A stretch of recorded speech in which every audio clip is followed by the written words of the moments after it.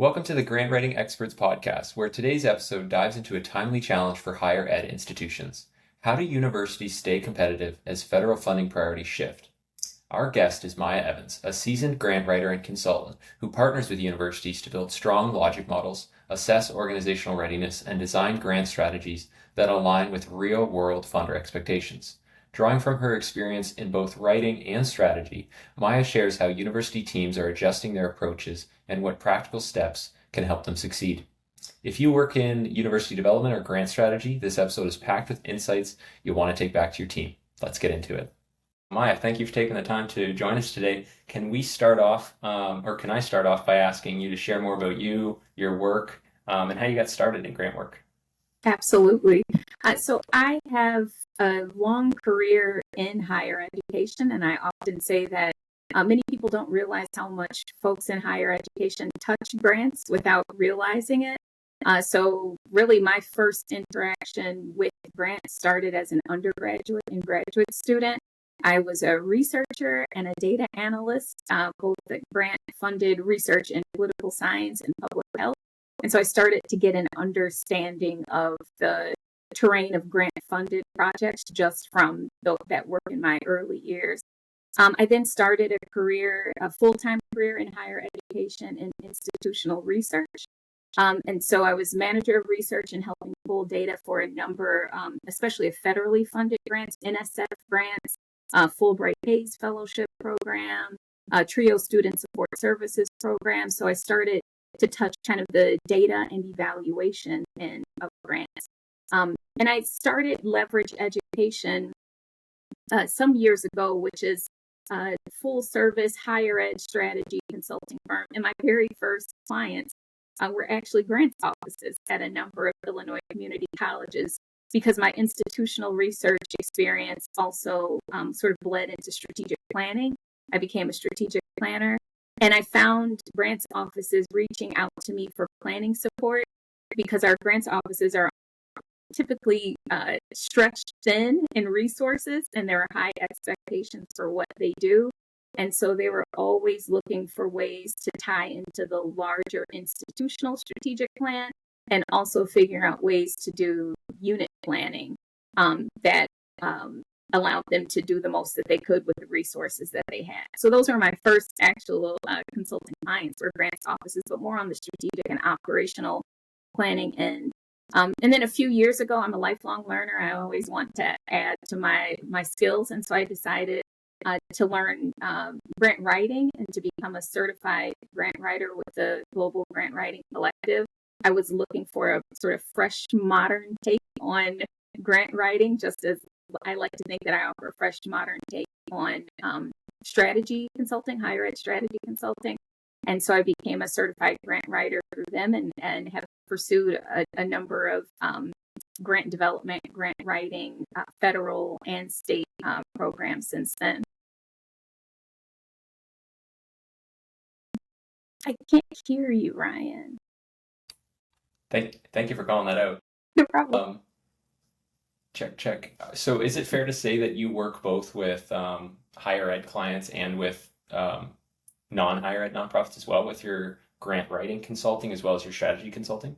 Yeah, so my strategy consulting has been with higher ed and nonprofit organizations, but all of my grant writing support has been with colleges and universities, community colleges, small private institutions, and then my own professional work experience alongside Leverage Education. I've continued to work in higher ed, working at University of Wisconsin-Madison now as an internal education consultant. So I have a view of sort of the land grant R1 as well through my professional experience. And so I just have to say that working full-time and doing this consulting separately in different types of institutions has just really given me a good view of the terrain of higher ed and what the different needs of different institution types are, especially in the current climate. I'd love to dig into that. Can you share more about the philosophies or principles that guide your approach for designing effective university grant strategies? Absolutely.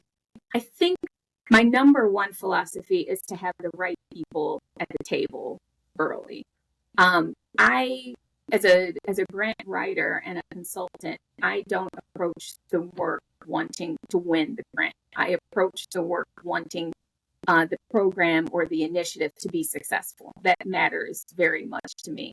And so for it to ultimately be successful, the right people need to be at the table early on, so we understand who needs to do what work, what resources and capacity they have, and what expertise and skills they contribute to the program or project that we're proposing. So having the right people at the table early and hearing from them is of paramount importance, rather than just working with the grants office to produce a grant and just hearing from them. It's important to me that I hear from many different stakeholders who are involved. I also, one of my philosophies is a real systems approach. And I think systems approach and systems perspective and scale are very important. In how that plays out is I encourage institutions to look at grant funding as seed funding for something bigger. I think very often in our colleges and universities, we lack the sort of corporate startup ethos, that sort of scrappy, how can I use the resources that I have today to magnify and grow the impact that I want to have long term. And so treating grant funding as sort of seed funding for something bigger and thinking about what that bigger thing could be from the beginning and how we can leverage those resources now for that bigger thing is a very important philosophy as well. And then finally, outcomes, measuring outcomes, how we're going to measure outcomes is very important. A lot of the conversation, the public conversation about higher ed right now is about ROI, return on investment. It's about whether we're making the impact that we claim to have. And I think colleges and universities going forward are going to have to be much more creative in their metrics that they're measuring, the data that they're collecting, and not just being confined to the data that we have. And so, we measure outcomes based upon what we have, rather than what do we know is moving the needle and what do we have to do to collect those data. I think that philosophy of being creative with the data and understanding kind of comprehensive outcomes are not just important to the people we serve, but also the funders who are funding a lot of our projects. These are really good insights. University grant teams are going through a lot right now. What is your read on what it's like to work on a grant team at a university in this current climate? Yeah, there's certainly a lot of uncertainty about funding. I just read an article recently about researchers who are turning to GoFundMe to get people to get financial support for their projects. And so I think there's quite a bit of uncertainty right now, especially for large R1 institutions. I think it's important for us to keep an eye on some of the differentiated impact of the federal funding cuts and things like that. The way that impact is felt will be different across institution types. So your NIH funding, where indirect costs are being cut or programs entirely are being cut, we're certainly hearing a lot about those larger institutions feeling a negative impact from that. We also hear some positive stories about increased funding for workforce development, for short form skills programs, for populations that might need increased access to education, and potentially there being increased state and federal funding for those institutions, especially thinking of technical and community colleges in that view. And so it really is the environment right now is nuanced, where you have some larger grants offices really concerned not just about being able to fund faculty and other research projects, but also the real cost of staffing and support that exists that help those research projects and just fund university grants offices, those centralized offices overall. And then you have technical and community colleges who in some ways are really hopeful about increased funding for AI or workforce development or employer partnerships and what they might be able to do anew with new funding there. So it really is nuanced in higher ed right now. So some people are feeling the pinch and other people are in some ways feeling almost like a windfall. Yes, absolutely. And hopeful about what new models they might be able to produce from new funding sources and new things that funders will be looking for. So it's a mixed bag in higher ed, which, it certainly always is. There are many different types of institutions, but what's happening nationally is being interpreted in different ways depending on the type of project and the type of institution that we're thinking about. Mm-hmm. Are you able to share any concrete examples of clients or teams that you've been working with that have had to deal with some of the changes, whether good or bad, and how they're responding to the changes? Like, how are their grant strategies or grant approaches changing? Yeah. I have one prospective client, not a current client, but one that I'm in conversation with that is a large private university, R1, heavily research funded, that really their focus right now is on sort of the work of the office. So it's not a specific project that's losing funding, but how the office will continue its work amidst budget cuts at the institution. So many of our institutions are looking at budget cuts right now for the current fiscal year 26 and even looking beyond that. And as I was sharing earlier, grants offices are already stretched thin in the staffing that they have, the expectations that sort of what work needs to be done at the pre-award and then into the post-award level, and whether senior leadership understands, all of the work that's involved. So they're already feeling like they're short on resources. But the concern for this institution is that there will be an increased expectation for revenue coming into the institution, that there are other means for the university to generate revenue besides just the kind of current tuition and research heavy model. And so they're worried about there being an increased expectation for them to generate revenue in order to kind of plug holes that exist for the institution and keep the research that's one of the lifebloods of the institution, along with teaching, going. And so the conversation that we're having is really at a capacity and staffing, whether they will need fractional support, what parts of their shop are they willing to outsource, and what parts are core to them and they don't want to let go of. And what does that new sort of staffing and operational model look like in this new future that we might be walking into, where they're already stretched thin and then experiencing additional budget cuts and potentially losing additional staffing. So that conversation with those institutions really is not focused on new proposals or going after new grant money, but containing and controlling the work that they have in front of them and the staffing that they have, and figure out how they can do equal and potentially even more with less, with sort of a new operational model for that unit. Mhm. So is it a feeling of they're trying to plug the hole of lost federal funding if they are losing it? Is that a general feeling? Absolutely. So certainly with the decline in indirect costs, which in part they supported faculty, they support research assistants, they support staffing, staff who are contributing to grant projects. Part of staff time in grants offices are in part funded through those federal grants. And so they're trying to figure out how to plug those holes that exist now, as some of those projects that supported them are coming to a close. And they're also anticipating future cuts to the university, period. So not, kind of project agnostic, but just university wide, as we're seeing rounds of institutions going through budget cuts and trying to figure out under different scenarios of budget cuts, what's the impact on the staff? How do expectations from the institution change or not? Because sometimes we cut staff and resources, but the expectations of productivity don't always change. So understanding how can they manage those expectations of productivity, and what other models exist to actually get the work of the office done. Mhm. Are grant teams facing cuts as well with everything going on? And the expectations it sounds like they're increasing while the teams are shrinking. Yeah, absolutely. Grants teams are facing staffing cuts and budget cuts, even not just staffing, non-personnel expenses as well. There are a number of different factors that are impacting college and university budgets right now. We've certainly heard a lot about the federal funding. We've certainly heard a lot about changes to financial aid. So these are these are broad scale changes that are impacting the institution, where institutions are trying to figure out how to balance their budget.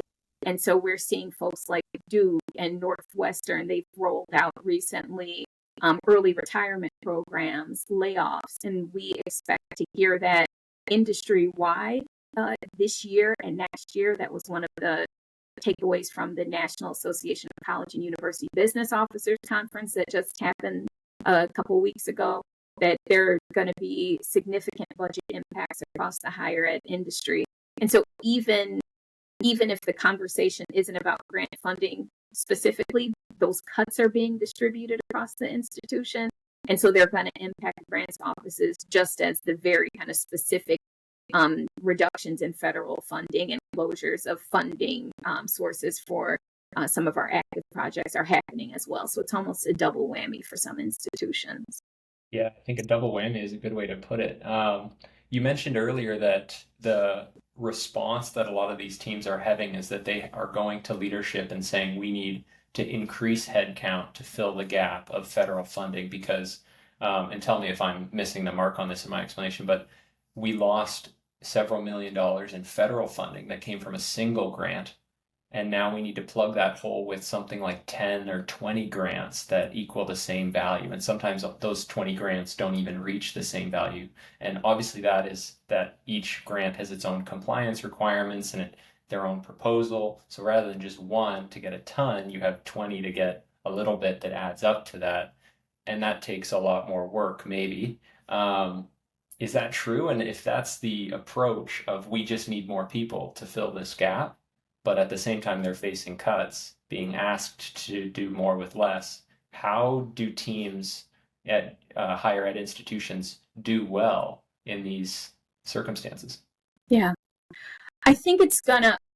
I think that there's only the well is dry in some ways, and that there are only so many funding sources that you can go back to and seek funding, right? If we're seeing these cuts to federal funding, there are only so many additional funding sources that can plug those gaps. So I think the idea of solving this through sort of magnitude or scale, just seeking more funding from those original sources, is just that cannot be the reality. It won't work going forward. What I do think is our colleges and universities have to entirely shift their thinking about the resilience of their revenue sources, tuition, research, etc., philanthropy and fundraising. So that's going to require a fundamental restructuring of the revenue sources of institutions. But when it comes to grants that are funding the research, that are funding student success initiatives, that are funding program design, all the different things that grants are funding, I think our institutions are going to have to adopt a broader ecosystem approach that is pulling together a number of different sources of funding, whether it's philanthropists and donors to the institution, employer partners, state grants, private foundations, almost in a custom model that essentially says, this is our vision for the institution. This is where we want to go. It's a bold, big idea. And we need you folks at the table in this custom ecosystem that we've put together to help us understand whether that's an exciting vision, where you see yourself in the vision, and whether you're willing to put resources forward to make that vision happen. And so essentially colleges and universities are going to have to steward custom funding and custom funding relationships rather than being receivers of RFPs and grant opportunities. There's a lot more stewardship and sort of ecosystem thinking that's going to have to happen that puts the right partners at the table within a broader vision, because I just fear that the model that we've had in the past just is not going to be a sustainable model going forward. And it certainly varies between, faculty and researchers seeking funding for their research projects versus some of those kind of student-facing projects and others that I referenced. But there, a novel approach of planting a seed and growing funding, I think, is going to be a much bigger skill set that our grants offices and grants leadership will need going forward than they ever have before. Yeah, it sounds like a grant office will have to become a lot more collaborative with other functions as well to execute on that vision. Do you see universities and higher ed institutions moving in this direction, or is it kind of a we're being dragged there kicking and screaming? I certainly think there's some being dragged there kicking and screaming.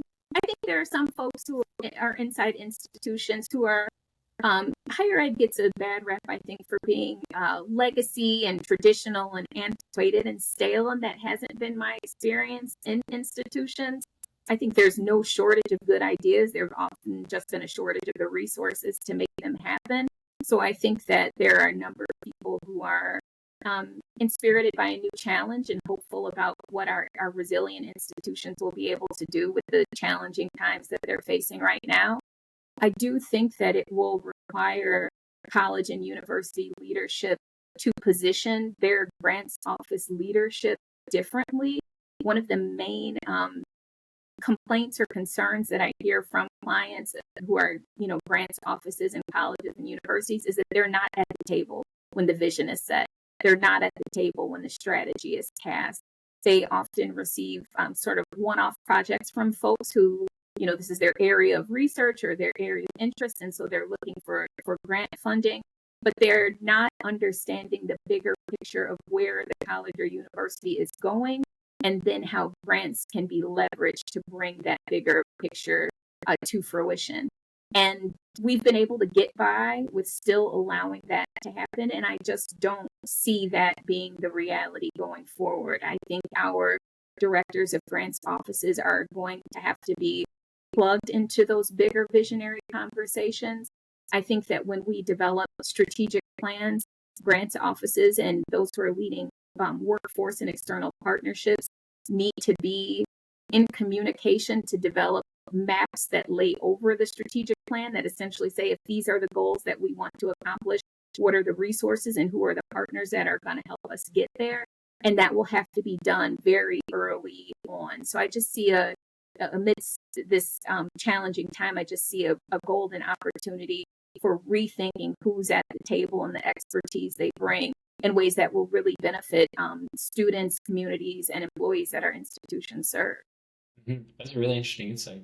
For grant directors that are the leaders in these functions, it sounds like they don't have a seat at the table right now, but things are being shaken up so much that they can jockey their way in. What advice are you giving to these leaders to help them advocate for their functions and their teams going into this new world? What advice are you giving them? Yeah. I think to be attuned to what's happening in the institution as much as possible. I remember being a manager of research at a community college, which was very early in my career. And I was strategic in that my office was right by the stairwell that led up from the president's office. And so I would always position myself right when I knew that a couple of members that were on the president's cabinet were coming up those stairs as they were coming out of the meeting to say, hey, how are things going? And not to explicitly ask what they were talking about, but just whatever they were willing to share, especially in that moment, told me a lot about what was happening at the institution and the active conversations that they were having. So I think building, I'm not saying self-serving, really authentic connections with colleagues who are at the table is very important, because our grants directors need to know the conversations that are happening at the institution. I think there's some proactive work that can be done in terms of funding strategy development. So funding strategies that are not just looking at the needs of faculty or student affairs personnel who are coming and talking to the grants office about ideas that they have, but looking at the strategic plan and understanding what funding opportunities might exist that align with the strategic plan or with the goals of the institution.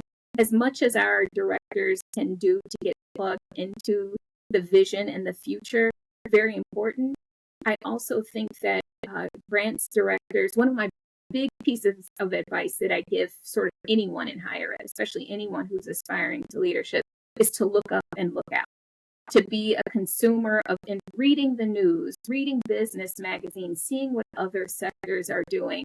I probably spend more time immersed in what other sectors are doing than what even is happening in higher ed. I kind of consume that automatically, but I'm actively seeking information from other sectors. And so that means that I've built a really strong skill set in helping institutions learn how to benchmark and even leapfrog what others are doing. There's a lot of duplication happening in higher ed that I hope we can get away from in developing new ideas and new strategies. And so I think grants directors, as much as they can build a skill set for benchmarking and understanding what peers and aspirants are doing at other institutions, again, related to that broader, larger vision and strategy, and then being a source of knowledge, a well of information to help build programs and projects, will really serve them well at repositioning their units, their offices, to be in the conversation about the future and how we need to rethink our structures and operations. That's interesting. If you had to narrow down like the 3 to 5 things that grant directors should be learning from outside the sector, do you have a mini checklist in your head of things where you're like, I think leaders should be thinking about the way that this sector is doing it and apply it to their world? Do you have a list of things that you would recommend if someone were to ask? Yeah, I do think about a number of different things. So one, higher ed has a history of saying that students are not customers. Anyone who's been in a higher ed institution will say, student is not a customer. I'm not there to give them what they're paying for necessarily. And I understand that. I'm not disagreeing with that, but I think there's a lot to learn from customer facing, sort of product based businesses. When I've done program development, sort of in my own work, I look a lot at corporate product strategy. I figure out what works for higher ed and what doesn't work for higher ed, but there's a lot of knowledge from the corporate sector that I glean about what outcomes matter, what innovations are happening, how technology is being used in new ways to serve new audiences. So definitely looking at customer-facing strategies and product strategy, I think that's very helpful. I also, entrepreneurialism and sort of the startup ethos, I think are also very important. Our institutions are small and scrappy and large and scrappy, or at least they're going to have to be. And so creating new markets, creating new products, not just thinking within the traditional degree, for example. I just wrote up something about the new 3-year bachelor's degree that's emerging. There's once upon a time that 120 credit bachelor's degree was sacred. You would not touch that. You potentially would require more credits, if anything. And now every accrediting body is opening the door for a more workforce-focused bachelor's degree that only requires 90 credits. What does that look like? And are there examples, similar examples in other sectors that can help us learn how to do that well? As well as pricing models, subscriptions, Spotify, and kind of the rise of subscriptions for everything. What would a subscription model look like for higher ed, especially non-credit learning and lifelong learning? So I just find that reading magazines, business magazines, business journals, consuming that information and thinking about where the findings and the insights are analogous to higher ed, even though we don't serve students as customers and even though we aren't set up as corporations, can only help us in the long run as we kind of walk into this new era and need an additional skill set to be successful. Good insights, and it seems like they're very holistic. Like people have to start looking up and thinking about all the functions and how they contribute to the funding goals.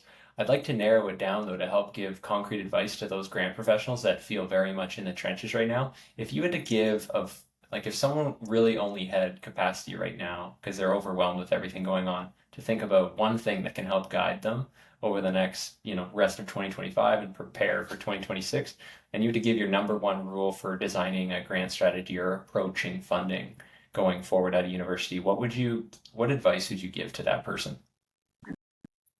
I would probably encourage that person to leverage a business model canvas to model their unit.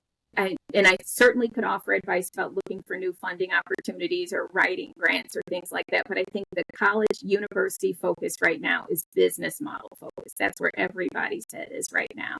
And I think that the business model canvas, which is a corporate tool, but I think can certainly be adaptable to our individual units to understand who at the institution we're serving, how they know that we exist, what value we provide, who our partners are, what our costs are, to be able to have a good grasp on what the business model of a grants office is in one sheet, and to then be able to understand which of those levers can be pulled as necessary as we look into the future, whether their office is going to be asked to do more with more, be asked to do more with less, that they will understand in different scenarios what levers on that canvas they have to pull in order to meet new objectives or new goals that they'll likely hear from their college or university leadership over the next year or two.